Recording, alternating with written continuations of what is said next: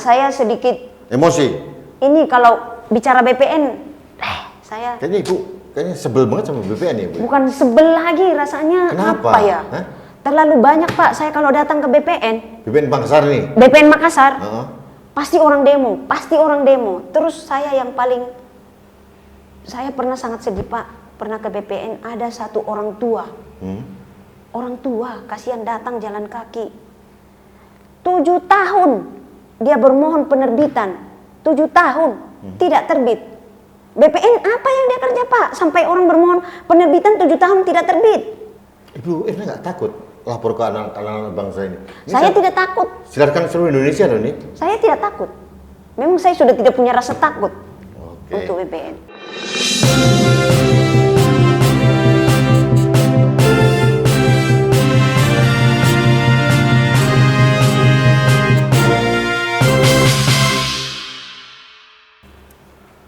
Halo sahabat Indonesia, kita bertemu lagi dalam Hot News kanal Anak Bangsa TV.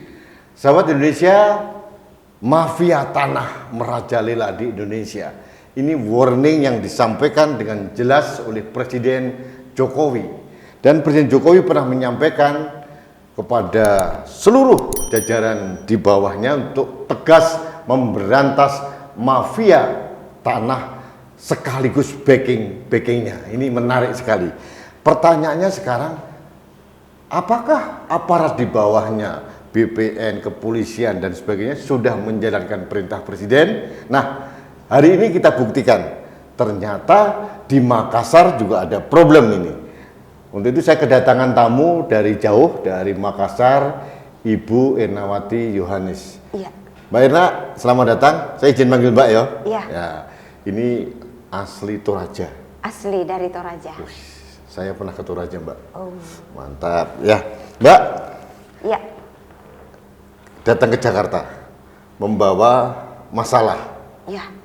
Katanya ada 2 masalah yang mau disampaikan di kanal Anak Bangsa ini. Iya. Nah, masalahnya apa sebetulnya, Mbak? Nah, ini masalah yang sudah bertahun-tahun ini di Makassar yang saya urus ke BPN. Oke. Ini yang pertama mengenai kebun binatang. Tanah bekas kebun binatang? Iya, tanah bekas kebun binatang. Luasnya berapa itu? Letaknya di Jalan Karuwisi. Oke, luasnya berapa? Luas 5,9 hektar. Hampir 6 hektar ya? Hampir 6 hektar. Tapi itu dulu kebun binatang memang? Dulu dipakai oleh kebun binatang. Sekarang? Yayasan kebun binatang. Sekarang nggak ada lagi? Nggak ada, kosong. Oke. Terus sekarang posisinya kosong sama sekali? Kosong Oke. sampai sekarang. Itu tanah milik siapa aslinya? Itu tanah asalnya kan dari Egendom. Oke. Lalu diterbitkan sertifikat atas nama Muhammad Said berdasarkan SK Menteri dan didaftarkan di BPN pada waktu itu. Oke. Kemudian diterbitkan SHM atas nama Muhammad Said. Muhammad Said. Oke. Ya. Oke. Itu apanya upah? Ini dulu Pak Muhammad Said camat. Waktu itu camat. menjabat sebagai camat. Oke. Iya, camat di daerah Panakukang. Panakukang. Iya. Oke. Lalu beliau daftarkan, memang Opa sih sampaikan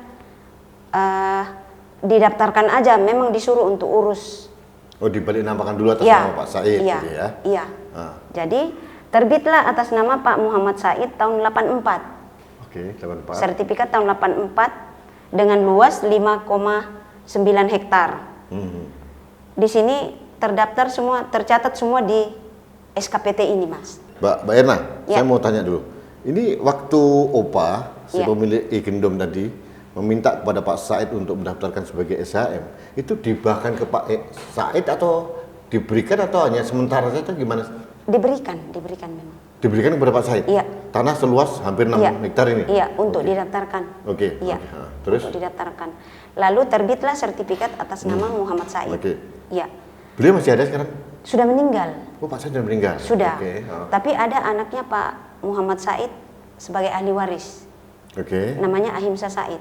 Oke. Nah, itulah yang memberikan kuasa kepada saya Oh, memberikan kuasa pada cucunya Opa? Iya. Untuk mengurus ini? untuk menyelesaikan ini. Kuasa untuk apa? Kuasa diberikan kepada saya, kuasa untuk menjual dan menyelesaikan segala perkara yang ada di dalamnya. Memang ada perkara? Kalau dengan M. Said selama ini tidak pernah ada yang perkarakan. Oke, ya. Tidak pernah ada yang perkarakan. Iya. Hanya di lokasi tersebut banyak yang mengaku-mengaku memang, Oh. banyak yang memperkarakan, banyak yang memperkarakan.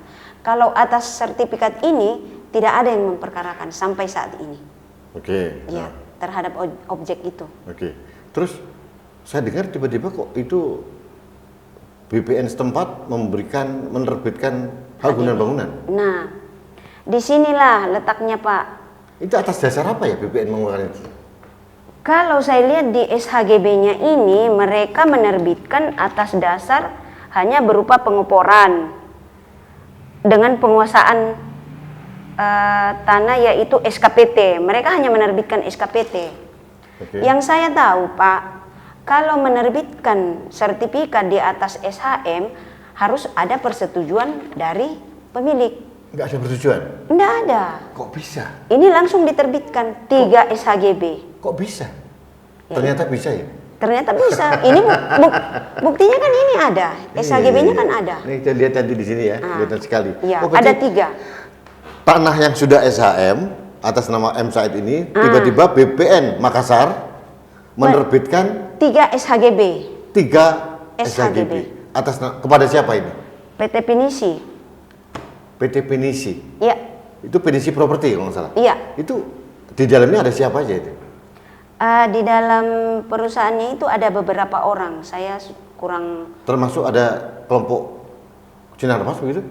Ada. Oh di situ ya? Iya. Di dalamnya ada Sinarmas.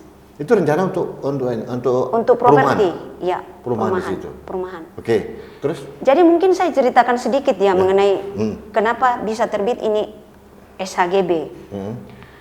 Waktu itu Latif Makka bermohon ke BPN pada tahun 2000. Latif Makka itu siapa? Latif Makka ini yang orang-orang apa dulu dia di situ sering juga bayar pajak begitu. Dia disuruh-suruh bayar pajak. Maklar talo gitu? Iya, semacam itu. Oh, oke. Lalu dia datang ke BPN untuk mendaftarkan pada saat mau diterbitkan ini SHGB. Oke. Lalu waktu itu kepala BPN mengeluarkan SKPT ini bahwa di atas tanah itu sudah ada sertifikat atas nama Muhammad Said. Oh, jelas disebutkan. Sudah jelas disebutkan di sini. Oke, terus? Kenapa harusnya pada saat ini sudah diterbitkan, tidak boleh lagi diterbitkan ini SHGB? Kan sudah dijelaskan di sini bahwa sudah ada sertifikat di atasnya. Ini tahun berapa ini? Tahun 2000. Tahun 2000. Ini terbit tahun berapa nih? 2013 dan 14. Oh, berarti kepalanya udah ganti. Oh iya. Oke. Artinya dokumen ini ada di BPN seharusnya. Ada, tidak mungkin tidak ada. Ini dokumen negara loh ini. Iya. Oke. Ada. Terus apa yang Ibu lakukan?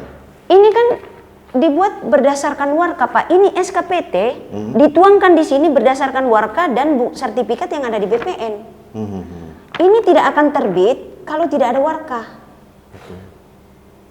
Ini. Dan ini BPN tidak mengakui. BPN mengatakan bahwa ini palsu. Loh, ini kan ada Nah, BPN mengatakan kepada penyidik dari Mabes bahwa ini palsu. Oke, sebelum sampai penyidik. Kok sampai penyidik kenapa? Nah, karena terbit ini apa namanya? 3 SHGB ini. Ibu melaporkan ini. Saya melapor ke Mabes. Mabes Polri Mabes di Polri, Jakarta. Jakarta. Oke. Jadi pada saat saya melapor ke Mabes, Mabes terima laporan saya, lalu berangkatlah Mabes 10 orang ke Makassar.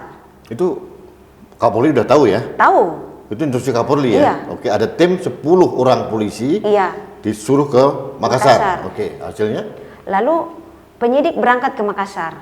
Setelah tiba di Makassar, 5 hari. Diperiksalah saksi ahli waris, termasuk saya sebagai kuasa, diperiksa BPN, lalu diperiksa juga ke Dispenda, karena kita menyerahkan bukti-bukti asli sampai dengan pembayaran pajak. Penyidik mengatakan semua palsu. Penyidik mengatakan semua palsu? Penyidik menyatakan bahwa semua dokumen itu palsu. Termasuk ini? Termasuk ini. Alasannya? Alasannya, penyidik mengatakan bahwa ini palsu karena BPN tidak mengakui. BPN tidak mengakui? BPN tidak mengakui ini. mengatakan kepada penyidik bahwa ini palsu. Oke. Lalu penyidik mengatakan juga kepada saya bahwa Ibu Erna ini palsu. Oke. Nah, setelah mereka mengatakan palsu, saya berpikir, masa produk seperti ini bisa palsu? Lalu saya berinisiatif cari pejabat yang pada saat itu menjabat yang menandatangani surat ini. Kepala BPN waktu itu? Ya. Oke, namanya Pak Hikmat. Saya percaya Bu ya? Ya. Ini waktu itu beliau masih kepala seksi pengukuran tanah ya? Masih kepala seksi Ya. pengukuran tanah. Dr. Andes M. Hikmat. Ya. Oke, terus? Begitu saya kembali ke Makassar, saya cari beliau. Ternyata beliau masih hidup. Alhamdulillah, oke. Beliau masih hidup. Lalu kita perlihatkanlah ini. Pak, ini benar enggak produk Bapak? Lalu beliau mengatakan, iya ini benar produk saya. Kalau tanda tangan saya dipalsukan, saya tahu persis. Tarikan tanda tangan saya tahu. Oke. Dan ini saya tidak akan tanda tangan kalau staf saya tidak paraf. Oke. Ini ada paraf staf saya. Lalu Pak Hikmat mengatakan, coba cari ini si Dedi. Dedi yang paraf ini? Ya. Oke. Coba cari namanya Pak Dedi. Suruh buka arsip tahun 2000. Oke. Itu. Pada saat ini diterbitkan ya, Ya. tahun 2000. Oke. Terus? Jadi waktu itu Pak, kita minta ke Pak Hikmat supaya membuat oretan di kertas ini. Pengakuan bahwa memang benar beliau yang tanda tangan. Beliau bersedia? Beliau bersedia. Oke. Beliau tanda tangan. Disaksikan oleh istrinya di samping. Oke. Sempat kita dokumentasikan. Setelah itu Pak, saya dapatkan ini dari Pak Hikmat, pengakuan. Saya kembali ke Mabes. Mabes Polri? Mabes Polri. Oke. Temui Pak Kanit. Kanitnya? Kanitnya Oke. yang mengatakan bahwa ini palsu. Jadi saya temui beliau, saya bilang, Pak, ini yang Bapak katakan palsu, orangnya mengakui tanda tangannya. Dalam hal ini Pak Hikmat. Oke. Dia mengakui tanda tangannya bahwa ini beliau yang buat. Dan beliau mengatakan, ini saya buat berdasarkan warka yang ada di BPN. Oke.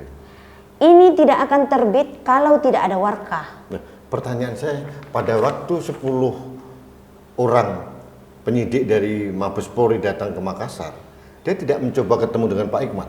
Buktinya kan mereka langsung pulang dan mengatakan kepada saya, ini palsu. Jadi mereka hanya datang ke BPN? Ya, mereka hanya datang ke BPN, lalu BPN mengatakan ini palsu, mereka pulang. Harusnya kan mereka Pak yang berinisiatif cari ini, cari pembuktiannya.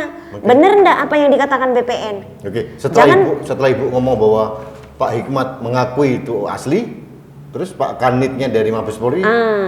Pak Kanitnya bilang gini, wah Ibu Erna hebat, kita bisa kasih apresiasi. Saya bilang, saya tidak butuh apresiasi, saya butuh mana yang benar, mana yang tidak benar. Oke. Nah, lalu saya minta Pak Hikmat diambil keterangannya. Oke. Lalu mereka buat surat untuk mengambil keterangannya Pak Hikmat. Datang lagi ke Makassar? Lalu mereka datang lagi ke Makassar. Oke. Untuk khusus membuktikan SKPT ini benar, ada 3 orang diperiksa. Oke. Ya. Pertama Pak Hikmat? Pak Hikmat, Pak Saleh, dengan Pak Pausan. Oke. Jadi setelah selesai mereka ambil BAP-nya Pak Hikmat, mereka pulang. Makanya saya nyusul lagi ke Jakarta. Oke. Nah, setelah sampai di Jakarta, saya sampaikan lagi ke Pak Kanit. Nah, Pak Kanit bilang lagi ke saya, Bu Erna ini belangko sertifikatnya juga palsu. Oke, yang tadi surat BPN palsu, sudah clear. Clear? Sekarang ganti lagi. Ganti lagi. Sertifikatnya palsu. Belangko sertifikat ini palsu Bu Erna. Karena? Harusnya kalau tahun 84, sertifikat tahun 84 itu gambar di depannya bukan Garuda tapi harus bola dunia. Lalu saya berinisiatif lagi. Saya berpikir lagi, ini palsu. Akhirnya saya berpikir, saya mau cari sertifikat dari tahun 70. Contoh sertifikat? Ya, contoh sertifikat. Lalu saya berinisiatif, saya dapatkan 5 sertifikat. Tahun 70, 71, 73, 82, dan 84. Ini Bu Erna ini bakal jadi detektif gitu ya? Saya sudah gregetan. Artinya kalau saya lihat dari cara kerja penyidik, saya harus membuktikan, kan mereka sudah mengatakan Pak semua palsu. Setidaknya saya harus inisiatif sendiri. Saya harus membuktikan bahwa apa yang saya bawa ini benar. So? Lalu saya dapatkan 4 sertifikat. Tahun 70? 70, 71, 73, 82, 84. Oke. Itu sudah Garuda, Mas. Dari tahun 70. Lambangnya udah Garuda. Garuda, sampai saat ini Garuda. Terus yang bola dunia itu berhenti kapan tuh? Tahun 69 berhenti bola dunia. Berarti Saya bukan orang BPN, Pak, tapi saya Pak Kanitnya Cooper kayaknya. jadi mulai di situ saya marah sama Pak Kanit. Oke. Pak, Bapak sebagai penyidik harusnya Bapak yang cari tahu dulu, Bapak jangan langsung bilang-bilang ke saya ini palsu. Yang berhak menyatakan palsu itu putusan pengadilan. Bapak jangan mengatakan palsu sesuai dengan pengetahuan Bapak yang belum tentu benar. Saya Ibu bilang, marah gitu sama polisi? Saya bilang begitu. Oh, berani banget Ibu? Saya tidak takut lagi Pak. Kalau ini sudah gregetan betul saya dengan BPN sama apa. Sudah muncak saya Pak kalau lihat di BPN. Sekarang gini Bu. Oke, sekarang Pak Kanit ini mohon maaf ini harus introspeksi diri nih. Karena kemampuan detektifnya kalah sama Bu Erna kayaknya. Padahal beliau bukan polisi ini. Saya bukan mau cari siapa menang siapa kalah. Saya cuma mau kebenaran. Karena pertama pulang dari Makassar Pak Kanitnya bilang, Bu Erna jangan sampai ikut dalam komplotan mafia tanah. Itu yang saya tidak terima. Ibu dituduh jadi mafia tanah? Iya, jangan sampai Ibu Erna ikut dalam komplotan mafia tanah ya. Itu yang membuat harus saya buktikan bahwa ini. Oke, setelah dua-duanya tuduhan dari Pak Kanit itu dipatahkan sama Bu Erna, sampai hari ini kasusnya seperti apa? Terakhir kemarin saya WA ke Pak Kanit, Pak sampai di mana? Kemarin itu kapan? Tanggal 9 atau tanggal 10 Desember? 2 hari yang lalu. Oh, tanggal 8 Desember 2021. Iya. Oke. Saya WA. Izin Pak Kanit sampai di mana proses laporan saya penyelidikannya tidak dijawab. Oke. Tidak dijawab. Sampai sekarang? Sampai sekarang. Kita positive thinking dulu, mungkin lagi pusing dia. Ya.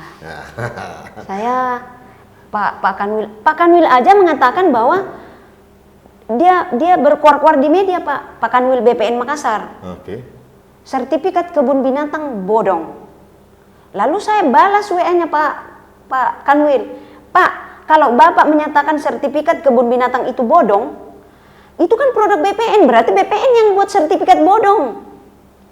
Amburadul sekali ya administrasi di BPN. Saya langsung jawab begitu, Pak, sertifikat kan produk BPN. Kalau Bapak menyatakan bodong, berarti Bapak yang membuat sertifikat bodong. Berarti kalau kita bicara mafia tanah yang disampaikan oleh Presiden gitu ya, itu ternyata bukan dari luar ya. Bisa juga dari orang dalam ini. Ya memang dari dalam lah.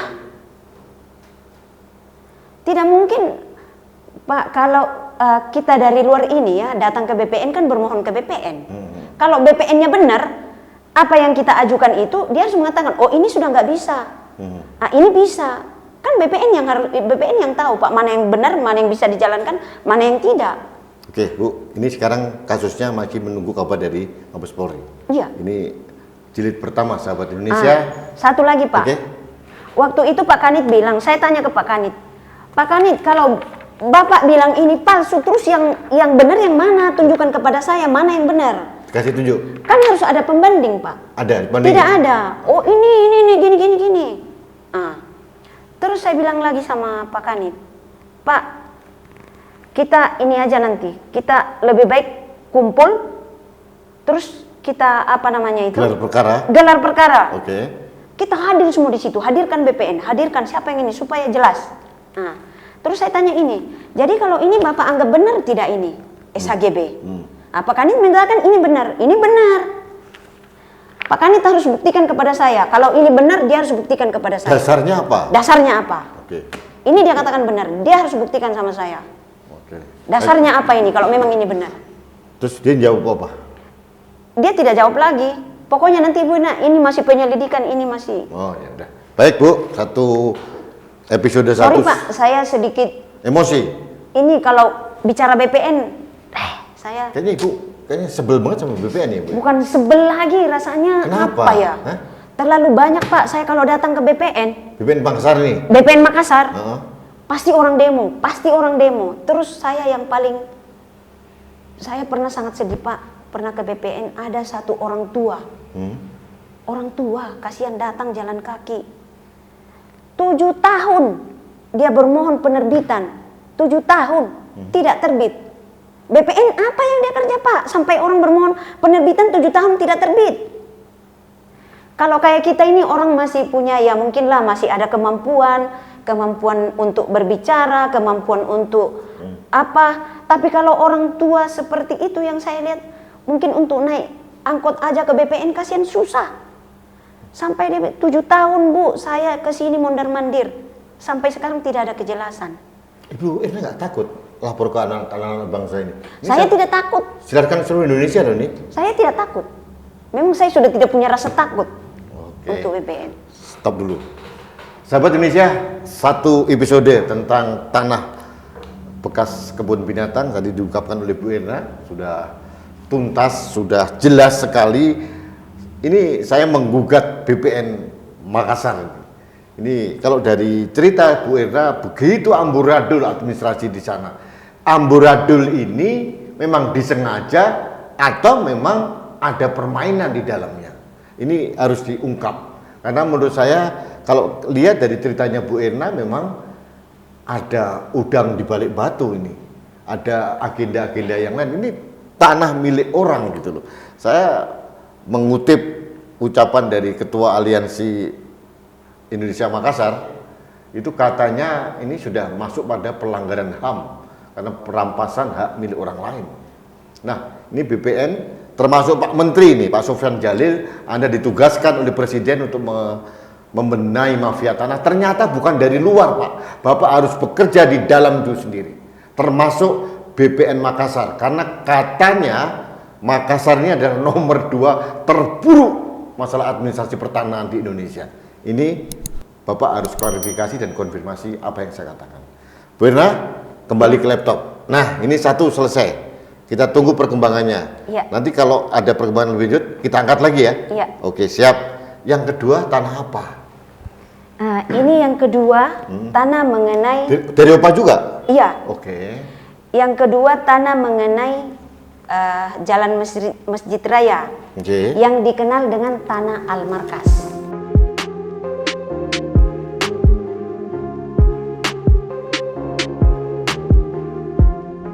Sekarang Ketua Yayasan Al-Markas adalah mantan Wakil Presiden Benar. Yusuf Kala. Oke. Ya. Apa yang terjadi di sana? Jadi begini,